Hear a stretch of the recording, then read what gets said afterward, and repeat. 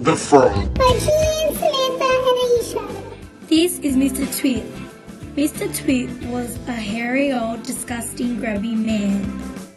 This is Mrs. Twit. Mrs. Twit was no better than her husband.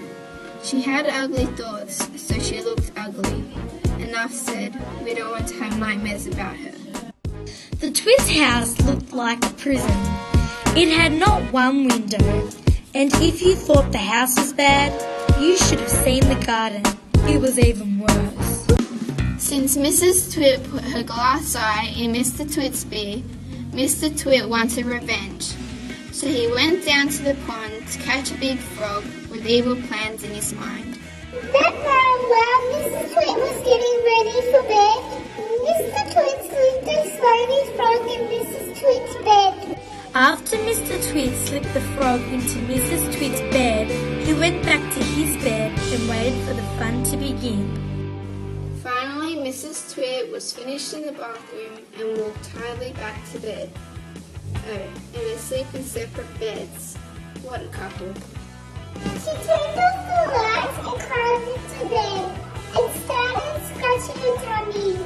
Old ladies like her always scratch their stomachs. When she was sleeping, the frog started crawling up her feet. The frog crawled all the way up to her chest, and before she knew it, the frog had jumped on her face. Then she screamed for help. Ah! But unfortunately she fainted from shock. It would be pretty gross having a frog on your face. Who knows what it could do? Mr. Twit was laughing his head off and about to cry. Then after a few minutes, he got a jug of water to revive her. He took his time, but he did wake her up after a few minutes.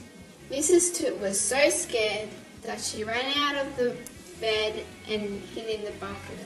From the jug of water that Mr. Twit used, the frog found a puddle of Mrs. Twit's blood and fell happily asleep in it. The frog lived happily ever after, but Mr. and Mrs. Twit didn't. The end.